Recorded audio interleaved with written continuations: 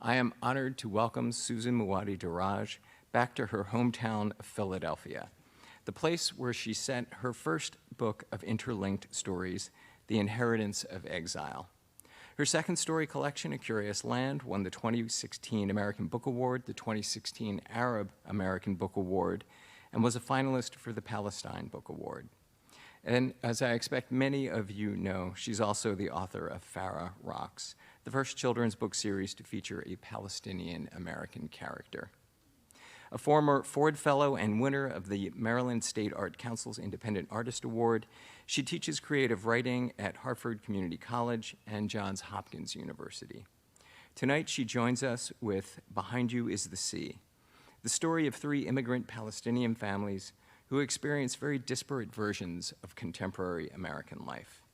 Best-selling author Etaf Rum writes, Darraj delivers an instant, necessary, and authentic classic to the canon of Arab-American literature, a must-read novel with unforgettable characters and an unwavering, fresh voice. Please welcome Susan Muaddi Darraj.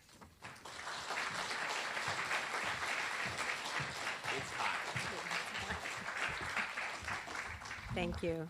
Good evening. Thank you. Thank you so much for being here this evening. I appreciate it very much.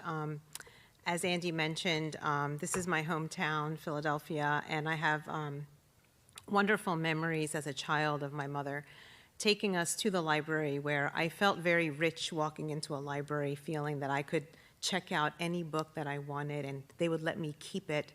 And if I didn't finish it, they would let me keep it even longer. And it feels like a very wonderful, luxurious thing to have all of these amazing books available to you, especially when you're young and you love to read.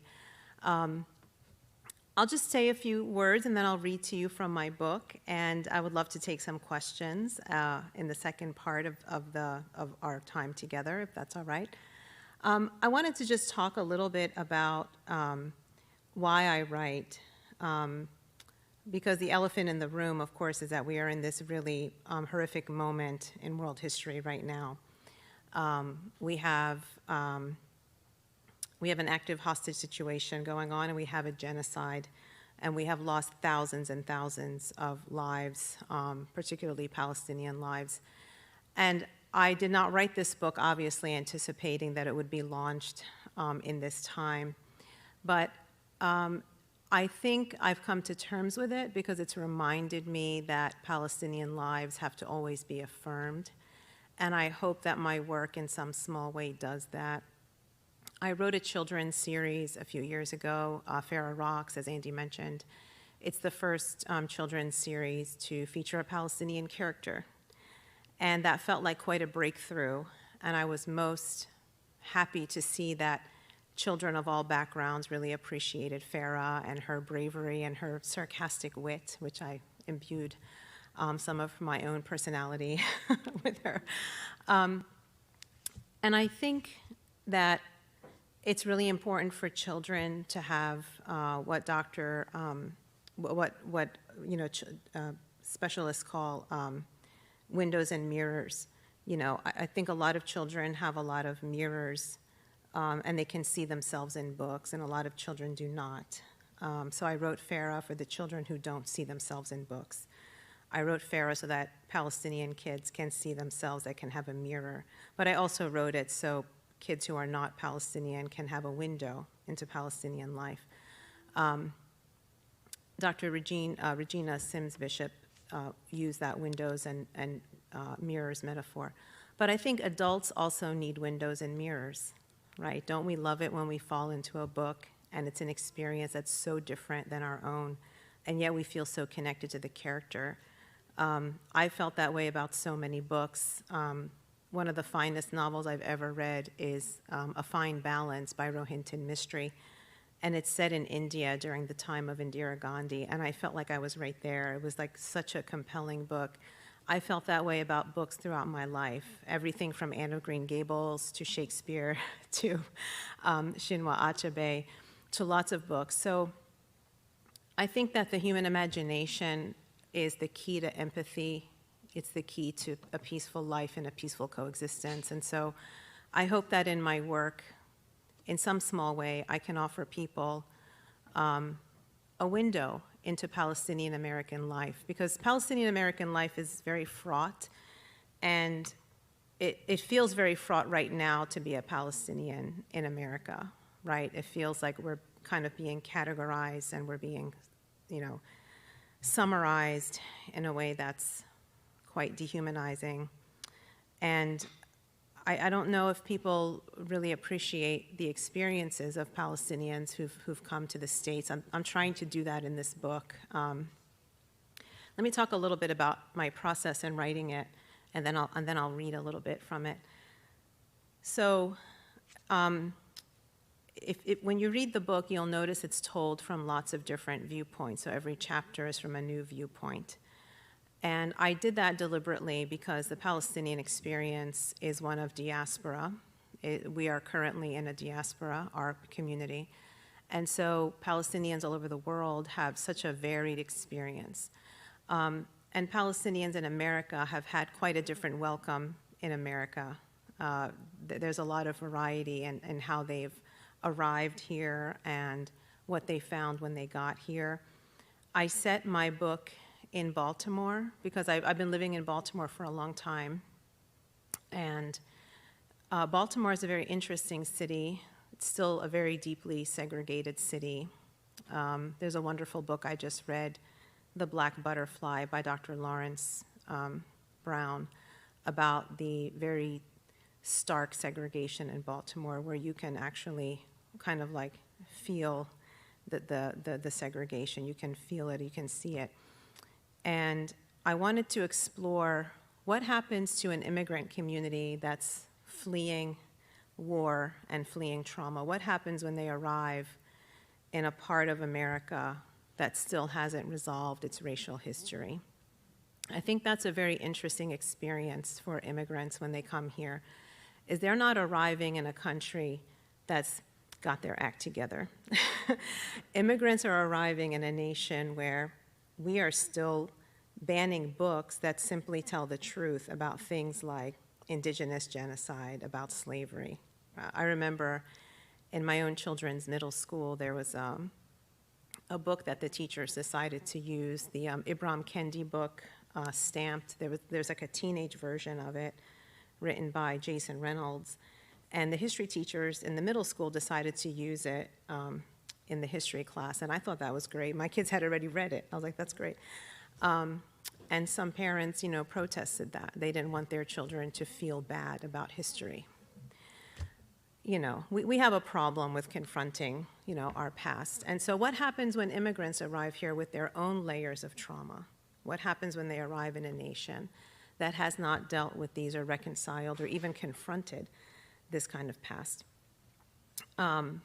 So I wanted to acknowledge that experience, so I set it in Baltimore to kind of, as a fiction writer, I create characters, and I love them very much, but I'm not very nice to them. I'm a very good parent to my actual children, but I'm not a very good parent to my literary characters. So I put them in situations where the trauma of their past, the trauma around racism, around microaggressions, around gender conformity, around sexism, around patriarchy are very aggravated. And one more thing I want to mention, and then I'll get into reading a little bit of the book. I titled it Behind You is the Sea because there's a very famous story that every Arab father and grandfather will tell you about, and it's the story of the Muslim conquest of Spain. And when the Muslim general Tariq ibn Ziyad, when his troops landed on the southern coast of Spain, they were understandably very nervous about invading this country and about what was awaiting them. And so to encourage them to go forward, Tariq ibn Ziyad gave them no choice but to go forward. He actually burned the ships in the harbor behind them, the ships they just arrived on. He burned the ships in the harbor. And he gave a very famous speech where he said, "Behind you is the sea, before you is the enemy." And the idea is quite bleak and quite terrifying, But the idea here is that you have no choice but to go forward. And I think a lot of immigrants who come to this country from places that are decimated by war or where their homeland is unlivable, at least temporarily, they think. Sometimes it becomes a permanent thing, but they face this situation. You know, they arrive in America, they understand there are problems here, they understand the challenges, or they think they understand the challenges, but they actually have no choice but to survive here. They have no choice but to go forward. And there are a lot of immigrant communities who have this, who face this situation. And I just don't know if we give enough credit to those communities and what they go through, because they're giving up so much, And I know, as the daughter of immigrants who made that sacrifice, who came to America and gave up everything that they know, I've kind of witnessed how people reinvent themselves in a new land and how hard that can be. And I feel like I understand, or at least I can try to understand, at least I witness how difficult it is to give your children a secure future, but understand that you're giving up your traditions and your culture. That can be very hard to do. You're trading one thing for the other. And so when your children don't speak to you in your own language, it can feel like a betrayal. It can feel that way. It's not, of course, but it feels that way. And so I wanted to sort of explore the stories of these families. As I said, I set the story in Baltimore to kind of aggravate the tensions and kind of highlight the racism that they'll face. And I explore their stories, and I try to keep my mind in the book on presenting their stories authentically, and as well as with a lot of empathy. I'm not very nice to my characters, so I will warn you about that. But I love them very much. And I hope that as you read the book and as you meet them, I hope that you might feel, some of you might feel that you recognize some of these characters, maybe from your own families or your own acquaintances. So I'm going to read one of the stories. It's one of the chapters. It's the third chapter in the book. It's titled Mr. Ammar Gets Drunk at the Wedding. And so essentially in the book, I have three main families, the Baladis, the Ammars, and the Salamas. And the Ammar family is the family that's done very well financially in America. The Baladis and the Salamas have arrived in America and sort of been, beaten down by the same problems that beat down most Americans. I mean, they end up, struggling financially. They live paycheck to paycheck, the way most Americans live. So that causes tensions in the immigrant community itself. Some are doing much better than others are doing. The welcome they found is quite different. So class tensions are something else I really like to write about in all of my books, actually. But this chapter is titled Mr. Ammar Gets Drunk at the Wedding, and the main character, his name is Walid Ammar, and he's about to get really drunk. So let's find out what he does. There was a man in the ballroom of the Sheraton wearing a skirt. Mr. Ammar watched the man approach the buffet. He still couldn't believe he was at a wedding where you had to stand in line and fetch your own food. Even worse, such a shameful thing was actually the wedding of his own son, Ra'id. Everyone was sick of him saying it, but really, so many things were just so wrong. A daughter-in-law who couldn't pronounce her new husband's name. His name is Ra'id, he told her a few times, but she'd laughed and insisted, oh, I like calling him Ray. It burned him up. Ra'id meant pioneer, he who blazes a path. That was his son, so smart and capable and clever. He had rejected the family business and left it to his brother, Dimitri. Instead, he'd gone into law, and now he made $250,000 a year. Why would she reduce that name when he and Nadia had chosen it so carefully? What else was wrong? Nadia had asked him wearily just this morning as they got dressed. He told her, a wedding that cost a year's salary. A DJ who played American music that sounded like a video game. Most of all, a celebration less than 40 days after they'd buried his mother. The mass for her soul hadn't even been said, and here was her grandson, dancing a strange dance with his skinny wife, flapping their arms like terrified birds. His new daughter-in-law, who had a white cat she loved so much that it was a guest of honor at the wedding.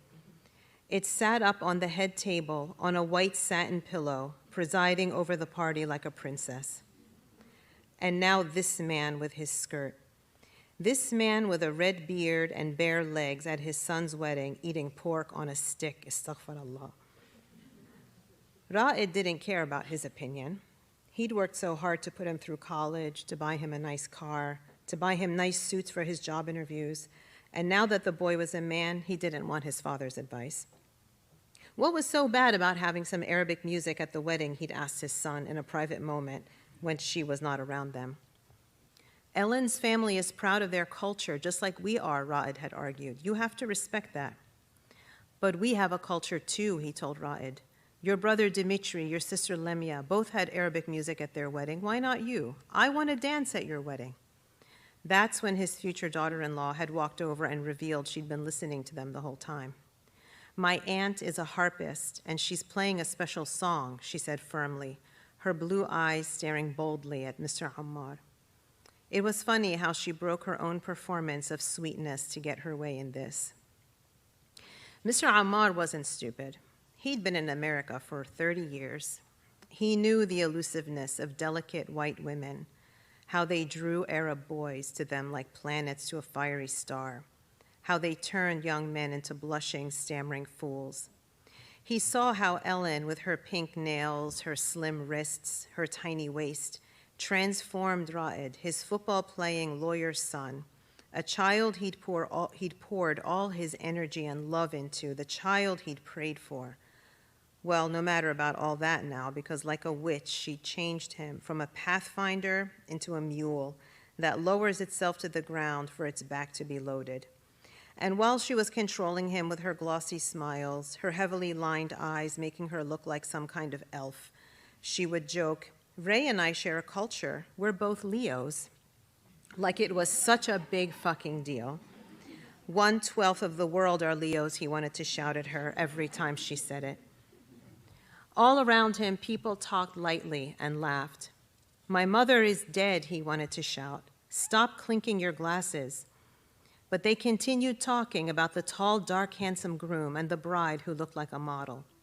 The man in the skirt was back in the buffet line, piling his plate with chicken, steak, and pork. So much meat, these Americans. Then they wonder why they're always so tired.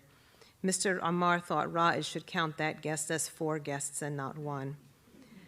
His wife, Nadia, approached, looking angelic in a silvery blue dress, even though he knew she was also upset. You'll be overdressed, he'd warned her. They'll all be wearing jeans, probably. She didn't care. I'm the mother of the groom, she'd said, and I raised a magnificent son, and I'm going to look as proud as I feel. Are you going to eat, his wife asked, slipping her hand into his as he strolled to the bar and ordered another drink. It felt nice to speak to someone in Arabic. Their other Arab guests fluttered around, chatting politely, but looking as out of place as they probably felt. Of course they did. Nothing was familiar, not the food, not the drinks, not the music. And one of the guests of honor was a cat, who garnered more respect than the father of the groom. The dance floor, he'd groaned when he'd walked in and seen it. What kind of Arab wedding had such a tiny dance floor? In an Arab wedding, every inch of the room became the dance floor. You look angry, his wife warned him quietly. Why aren't you angry, he asked her. You need to eat, she replied, wearing her patient smile. She indulged him a lot, he knew, and he was grateful to her. This whole thing, it was just too rushed, he said. They had to marry before Lent, his wife said calmly. You know that. It was bad timing about your mother. By the way, he said, shaking his head, there is a man here wearing a dress. Allah yarhamha, she said. I miss your mother too. They should have waited, he said. It's not even been 40 days. The living, he said, used to pause for the dead out of respect. "Let me fix you a plate," she said. "You should eat something. How many drinks have you had?" "I'm not eating," he said. Something caught his attention. "Look, there he is. Do you see him?" She ignored his question. "People are watching." "Do you see what that man is doing?" She finally turned and looked. "I saw him. He's very nice. His wife is the aunt, the harpist. We haven't met her yet." "Why do we have to have their music but not our music?" Mr. Ammar said. "I'm not happy. You can see I'm going to skip ahead. There's nobody here whose hand I want to shake. Your nephew Marcus came. We should say hello to him. I'm glad he came, even though you wouldn't let me invite his sister. Her own father doesn't talk to her. Why should I invite her?" Nadia muttered, "Allah give me patience." She dropped his arm and headed toward the buffet line. As he watched her walk away, he noticed Ellen's father approaching, Ra'id's father-in-law. It was too late to escape, so he drained his glass of Grey Goose as the man trudged toward him. His hair was white and stuck out at all angles on his head, and his glasses slipped down his bulbous nose. He looked like a white Husni from the Ghawar movies, a man nobody could take seriously, no matter how dressed up he got. "I think they need us at the front for more photos, Waleed." "Okay, I go get my wife." "Just the fathers, I think they want." He clapped Mr. Ammar on the back and pulled him toward the head table, where Ra'id and Ellen stood. "Enjoying yourself?" "Yes." "It's okay that we had alcohol, right?" "Yes, of course." He held up his own glass. "I've told you before, we are Christians. We're not Muslims." As if to make the point, he beckoned to a waiter, handed over his empty glass, and took a fresh one off the tray. "Gotta always ask, you know. This way the culture doesn't become a problem." He was only half listening to Mr. Ammar anyway, waving at the other guests. "Like some of your guests here," he said, "they're wearing headscarves. That's not going to be something Ray surprises my Ellen with, right, in a few years?" "We are not Muslims." Mr. Ammar's head started to hurt. "These are our friends." "Right. But our guests, they are not forced to wear." He nodded towards Dr. Hamdi, who stood to the side with her husband. "That lady right there, she is pediatrician. She run the whole clinic at Bayview. Their daughter, soccer player. She play for big Maryland team." "She wears that thing while she plays?" "Yes." "Well, some things are okay, I guess, but, you know, I have to ask." Ellen's father shrugged. "This country is changing. You're a hardworking man. You made it big here, but not all the new people coming in are like you, you know." Mr. Ammar thought about his mother, who was so kind and sweet and would have still looked at this man and cursed him out under her breath. He glanced up at Ra'id, who stood tall beside his elf wife, and wondered, how could he do this to me? They took the damn picture. The mothers came too. More pictures. He drank another glass, but saw his wife's glare and declined the next one. More and more people joined the picture. Ra'id and Ellen's coworkers, cousins, friends. He wondered who would see this picture in 10 years, 20 years. Maybe his grandchildren. In 40 years, maybe his great-grandchildren. He wanted them to see him smiling, but not too broadly.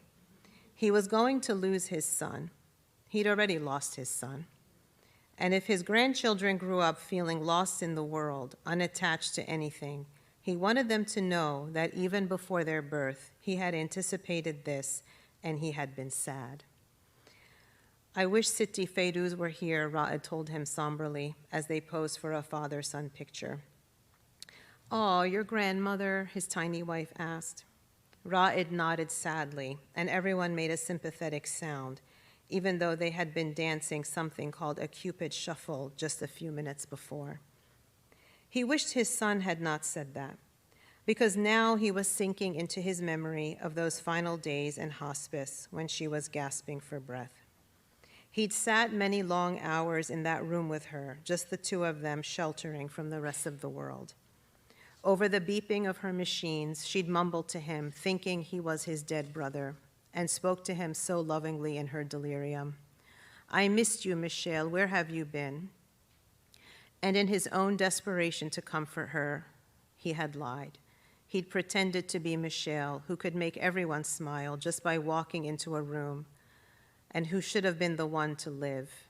If the cancer was going to take anyone, it shouldn't have been Michelle.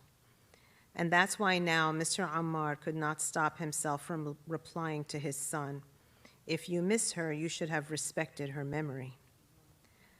Stop, Baba, Ra'id said firmly. You are disrespecting her memory, and I don't even know why I came here for this. Walid, that was Nadia. I am telling you all, he shouted in Arabic, that I don't even know why I'm here.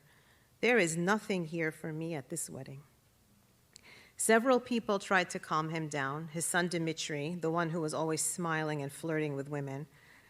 His daughter Lemia had been standing there, quiet as always, but she moved away, maybe in embarrassment. Everything embarrassed that one. And then he heard Uncle Walid. That was his nephew Marcus, who barely talked to them anymore. Let's take this somewhere else, Uncle. Why are you always bossing people around? He asked Marcus, who gave him a dry look like he wanted to pick him up and throw him. He could too, the beast. He was taller than Ra'id and even wider and more muscular. This isn't the time, Uncle. I guess we should be glad you're even here, Mr. Ammar shouted. How lucky for us you decided to come. I'll give you one warning, Uncle. Or what? One warning for what? Hey, come on, Dimitri said, pushing them apart. Come on, please. This is my brother's wedding. Ra'id whispered something hurriedly to his elf wife, who walked away with her father, clutching his arm as if she couldn't stand on her own skinny legs. She hurried to the front table and picked up her cat, hugging it like it would console her. Ra'id took his arm and whispered angrily in Arabic, Are you drunk? Yes, replied Mr. Ammar. I am drunk as Peter at the Last Supper.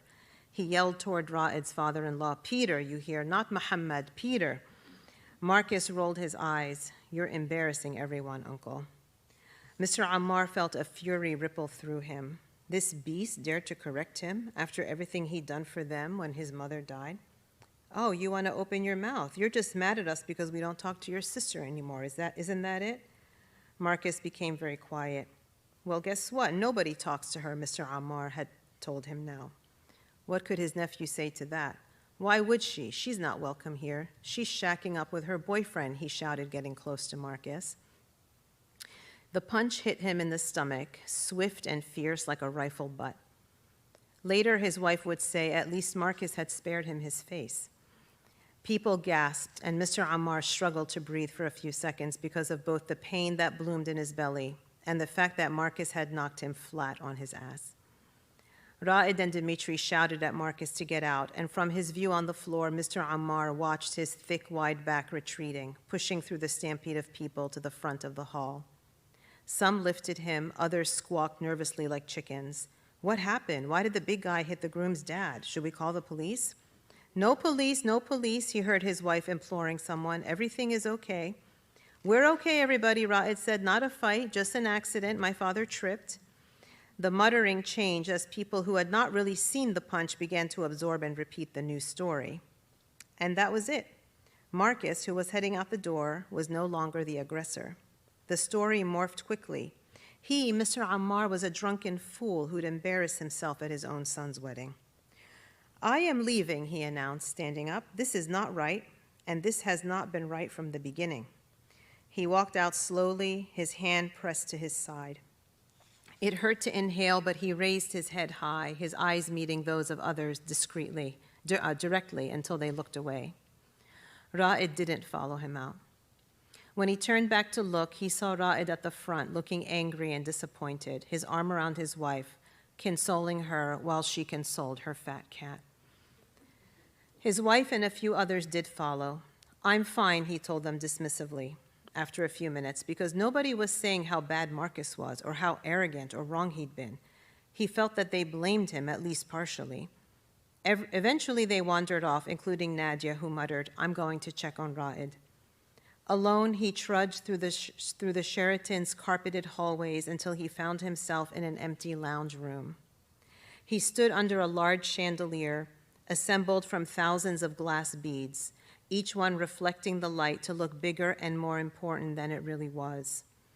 The chandelier cascaded down into a cone, like a big light ready to beam him up to heaven.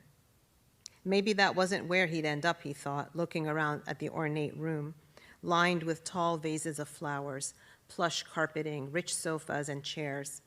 He slumped onto one couch and stared up at that chandelier, which seemed to be pointed down, cocked, and aimed right at his heart. A few seconds later, music. It had been there the whole time, but he hadn't quite heard it until now, in his stillness. The sound rippled softly like a qanun through the room. He looked around the lounge. He was alone, but he realized it was coming from a side room. Standing up, he lurched unsteadily toward what looked like a break room for employees. Inside, servers in black vests and pants stood listening reverently to a woman hugging a large harp as if it were a child. He didn't recognize the song she was playing and humming, but it soothed him. And then she looked up, stared into his eyes, and he gasped loudly. "You," he said, holding out his hand. "Hello," she said quietly, tilting her head to the side, just as she used to do before. "What a coincidence." "My God," he said, "I thought I will never see you again." "I do see patients' families sometimes," she said. "How lovely to reconnect with you." She stood up and took his hand, pressing it warmly between both of hers. He remembered that, too, how she'd cradled his hand like a prayer. We went through a lot together that week, didn't we? He remembered how warm her hands had felt rubbing his back, holding the beads on his rosary for him when he'd collapsed into sobs. They were not smooth hands. They were supple, like broken, worn leather. They'd lifted his mother by the arms, these hands, held a stethoscope to her chest, then her back. They dipped a sponge into a shallow bucket to clean his mother's legs and feet, and they'd run a comb through his mother's long, uncut white hair. And in the end, in a final act of grace, these strong hands had pulled the sheet over his mother's contorted and twisted face. "The groom is my son," he said. "Ah," she said, "the bride is my niece, my husband's niece, technically. I promised I'd play for her. It's an old family song." "Your husband he's here? He's out there?" "Yes, did you meet him? He has a long beard." "The man wearing the skirt?" She laughed softly. I always remember our conversation so fondly. She was indulging him, he could tell, the way his wife did. "It's called a kilt. I'm sure you've seen one before. Our family tartan is the design he's wearing." It's still a skirt, he wanted to say, but he kept the thought in his own mind. There suddenly didn't seem to be any pleasure in packing his opinions into a bullet and firing it into his listener. He believed so strongly right now that he would rather hurt himself than insult this woman. "Thank you for what you did," he said, "for my mother. It was a blessing to know her, even for a few weeks. She was really lovely." He squeezed her hand again, his throat thick, but his mind clear. "Will you come listen to me play?" she said. "Everyone in there," he shrugged, "nobody happy with me." "Oh, I can't believe that." "Oh, it's true," he said. "I'd love for you to hear my song, though." She patted his shoulder. "Won't you come and listen?" He did, sitting just inside the door at a vacant table, as she fluttered her hands over the strings, pulling out a lovely echoing sound and complementing it with her pretty voice. He'd walked in on her once singing to his mother, he remembered, the Ave Maria. Nadia's head was craned, looking around the room for him. She was always making sure he was safe. "I'm back here," he wanted to tell her. "I'm okay. I'm listening." Thank you very much. Thank you.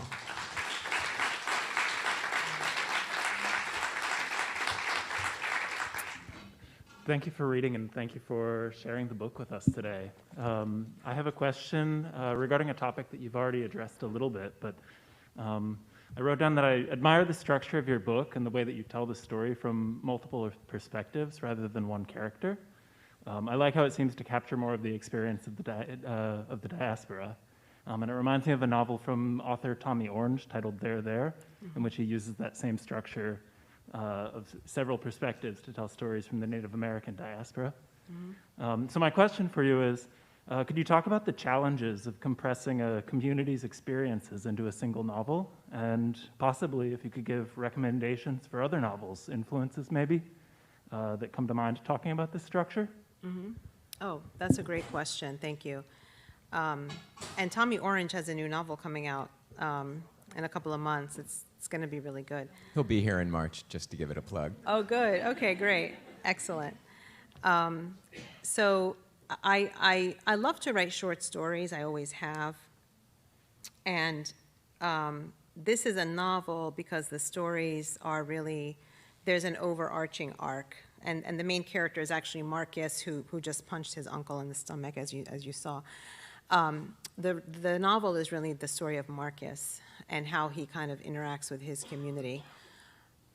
But I feel that the experiences of immigrants in this country are so varied. I wanted to give everybody their own voice. So I didn't stay with Marcus's voice. I began writing about Marcus, but then I sort of started to explore other voices. And so another great book that does this is How to Leave Hialeah by Janine Capo Crusay. She's a Cuban-American writer out of Miami, and she has a new novel coming out actually as well. So I think that the biggest challenge for me was actually getting all the voices right, because I have fathers, grandfathers, mothers, grandmothers, children. I have teenagers. There's a high schooler in this book who has a chapter all to herself. There's a college student. And Marcus himself was a challenge because, you know, I'm a woman writing a male voice, and he's a police officer in Maryland, in Baltimore City. I actually interviewed a couple of police officers to try to get his voice just right. So there's a lot of like research, but like character research that went into this book. So that was the biggest challenge that I encountered, but it's also the most fun because you really get to step into someone else's life and kind of see the world as they see it. So, you know, Mr. Ammar, as you know, we're in his head right now, and he's saying some very not nice things, some homophobic things, for example, and other terrible things. And I'm not trying to make him endearing at all, but I'm trying to show that this is his voice. Whether you like it or not, this is his voice. And so that was a challenge. Like as an author, as I said, I love my characters. I'm not very nice to them. But I also have to leave them out in the world to make their own mistakes. I can't save them all the time. So I have to get into their voice, get into their head, and then write their story in a way where they have agency in the story. And they might do good things, and they might also make some mistakes. So, you know, that was the difficult part, but also the fun part. I had a question about the cover. I don't know how much input you had on designing it, but I would love to hear about it. About the cover design? Yes. So this is a Baltimore row house, which looks very much like a Philadelphia row house. It's a Baltimore row house, and I didn't have any input, but what I love about HarperCollins is their designers read the book and talk about the book before they design the cover. So Alicia Titone is the designer at HarperCollins who did this. So she thought that the Baltimore row house would be a good cover image, and if you can see she tilted it a little bit. That's highly symbolic, right? The families in these homes are not all, their lives are not perfect, right? There's problems, obviously, there's conflict. But there's these beautiful flowers blooming from the house, because at the end of the day, this is a book about Palestinian joy. You know, it's about the joy of, you know, our community gets portrayed in such a horrible way. Like we're portrayed as these angry, hateful people. And actually we're a community that, we are a very joyful community. We celebrate, we love life. We have a lot of beautiful things in our community, and we are a very life-centered community. And so we also love a good joke. So I think the blooms coming out of the house, this burst of like life, I thought was really powerful. So I'm actually very happy with the cover. The UK cover, the book will be out in the UK in June, and the UK cover looks a little different. They said in the UK they wouldn't understand the row house, and I'm like, aren't townhouses designed after? But that's okay. But the UK cover looks quite different. It's also very beautiful, I think, and I love both covers equally. But hi, Jamila. Hi, Susan. So one of the I don't know if I have a clear question, but one of the tensions that comes up in this story is the sort of conflating of or the assumption that all Palestinians are sort of Muslim and that they have to represent Muslim identity. And I'm actually kind of, one of the reasons why I'm very excited about reading this book is because it represents a Christian Palestinian, Christian Palestinian identities. And I'm just wondering if, I guess there were sort of challenges in the reception of the book, if you felt, it feels like, Walid is having this issue of trying to assert, and people are still kind of like not understanding, oh no, you're this, you are this though, but is he going to make her wear the hijab, that kind of thing. And so have you found that to be a challenge in the reception of the novel, people sort of assuming this is going to be a book about Muslims or a book that, really zeroes in on Islamophobia, although Islamophobia actually is addressed in that chapter too, which is really, so yeah. Yeah, thank you. This is Jamila Tompkins Bigelow, my dear friend and an award-winning author. I love that you're here. Thank you for being here. That's really special to me. So it's not just a challenge to write a book about Palestinian Christians. It's a challenge to be Palestinian Christian. I mean, I have this joke that I tell because I once responded to somebody in this way. Somebody was asking me, I was wearing a crucifix, and they said, "Oh, you're Christian?" I said, "Yes, I'm," because they knew I was Palestinian. They said, "Oh, you're a Palestinian Christian?" I said, "Yeah." They said, "Oh, did you convert?" And I said, "No, you did," actually, because we're the OG Christians. I mean, I don't know how else to say it to, Western Christians. We preserved that culture for thousands of years in the Holy Land. And so it's kind of mind-boggling, and it's kind of a joke in the Palestinian Christian and the Muslim community that, people don't understand that we have such diversity in our communities.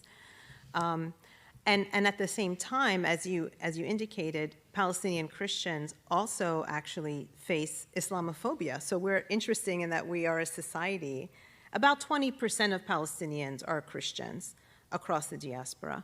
But we also suffer from Islamophobic stereotypes, right? So, and there's always this sort of and I hear it now in the news with the current situation, that, Palestinian Christians are somehow suffering because of Palestinian Muslims, which is, of course, not the case. We lived together peacefully for centuries and centuries. So in the reception of the book, I think there have been some reviewers who've commented, on Goodreads. Goodreads is the bane of every writer, by the way. I stopped checking Goodreads. I just can't even anymore. I'm like, can you all please verify these authors? But so we're afraid to upset anybody because they might go on our Goodreads and give us a 1-star slamming. But anyway, I'm joking about that. But there's a bunch of reviewers who said they read the book, but they enjoyed the book, but they were surprised that I didn't include Muslim voices. Why did I hyper-focus on Christian voices? And isn't that, they wish that my book had been more authentic in that way. So I just don't even know what to say anymore. I mean, so, and actually there's a great book that just came out last year by Jackie Khalile. It's called Something More. If any of you have teenagers, it's a YA novel, and the main character is a Palestinian Christian teenage girl who actually is on the autism spectrum. It's a gorgeous, gorgeous novel.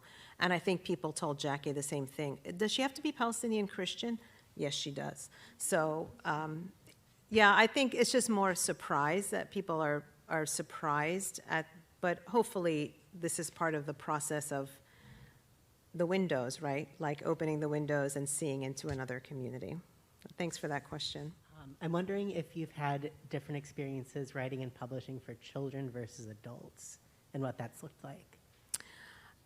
It's interesting that thank you for that question. I actually began my career writing for adults, so my first 2 books are for adults, Inheritance of Exile, which is set in Philadelphia, and then A Curious Land is set in Palestine. And then I took a break from writing for adults, and I began writing a children's book series. I wrote it actually for my children. My daughter was asking me once why there aren't any books with Palestinian or Arab, too many books with Arab characters in them, and I decided to write one for her. And so that's how the Farah Rocks books were born.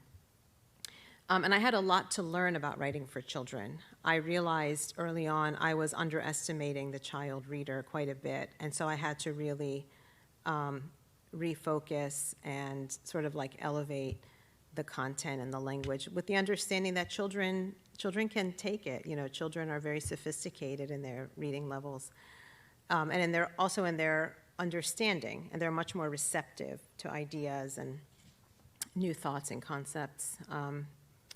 So now I'm back to writing for adults, at least for now, and you know, it was interesting, an interesting process. I'm always kind of working on different projects, but one thing I will dip into one project.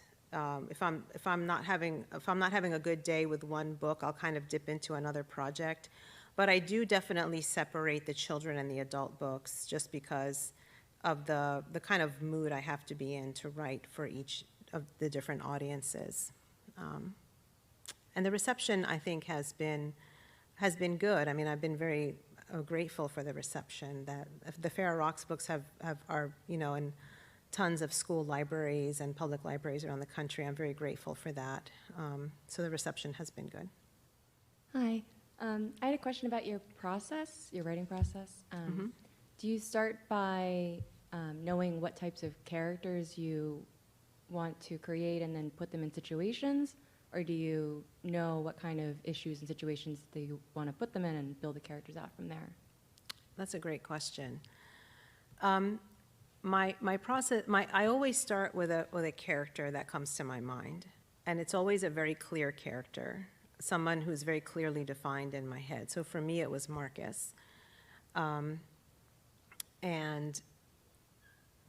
I kind of like sit with that character. I kind of get to know their personality, get to know their voice.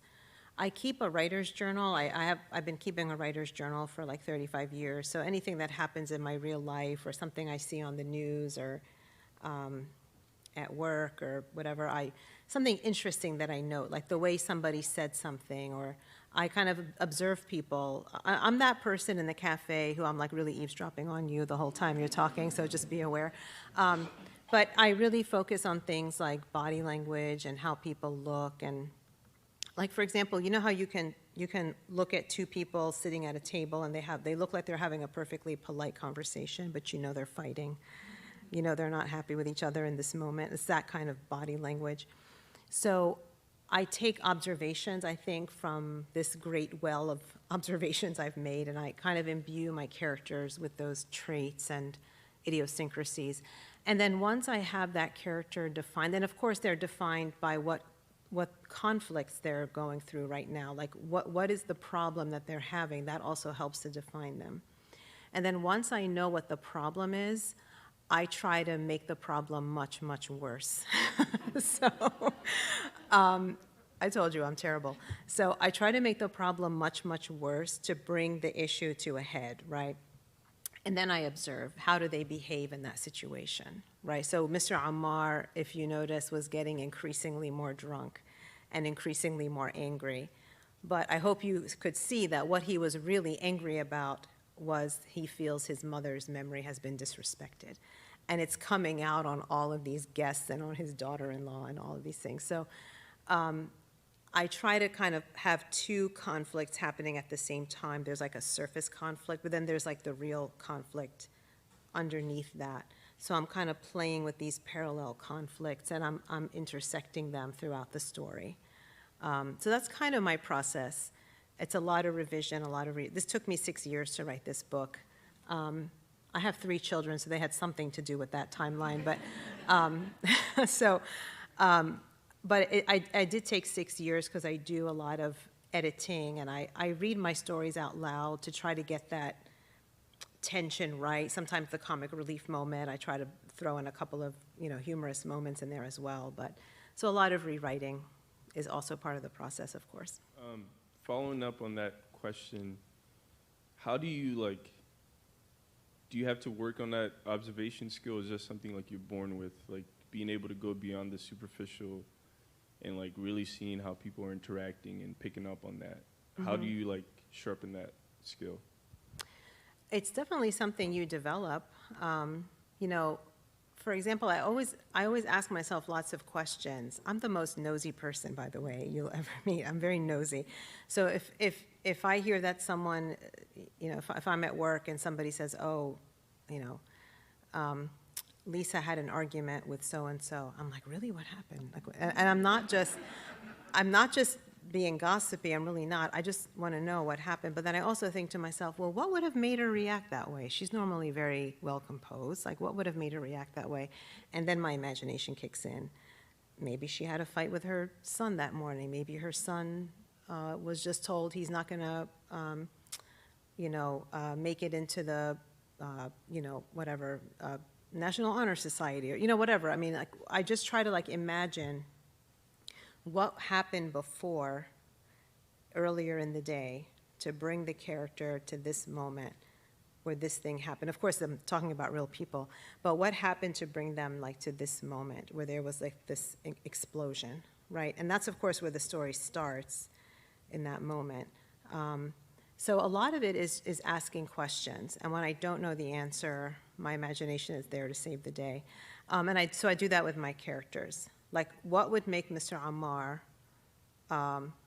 drink and get mad and fixate on this man in a kilt and denigrate him and be angry with him to the point that he's obsessively talking about him, that his own wife is sick of hearing about it, right?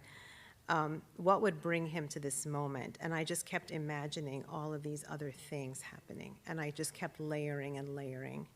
And so I think those are observations that you just, you know, if you're curious, it starts with being a curious person and a nosy person, quite frankly. But it just starts with wanting to know more. Like, not just this is what happened, but why did it happen? What came before this moment? Like, when you write plot, like, chronology is different than plot. Like, chronology is the order of things as they happen, but plot is you putting things in the order that you want to put them in. So maybe for you, the real story started earlier that morning, or maybe it started 5 years ago, right? And then we come to that moment where the story actually launches. I hope that helps, hope that makes sense, yeah. Thank you. First, I just want to say I'm super proud of you. I feel like I always learn so much from you when I'm in your presence, and I'm just really grateful to you. And my question is, how do you find balance and take care of yourself between all of the things that you do, right? Like author for adults and Kid Lit, mothering, all of the community activist work that you do, the way that you support other authors. How do you take care of yourself, and how do you find balance? Thank you. Alyssa Reynoso Morris, another wonderful writer and a dear friend, and thank you for being here. I'm very lucky to have a lot of great writer friends who come out and support me. How do I take care of myself? I mean, I watch a lot of Agatha Christie mystery movies, honestly. Like, you know why? And you know why I self-analyzed myself the other day? It's because there's always a nice, neat ending. There's a couple bodies, you know, whatever, but there's a nice, neat ending. There's an answer, because my fiction is very open. It's like, you know, this will go on forever, or whatever.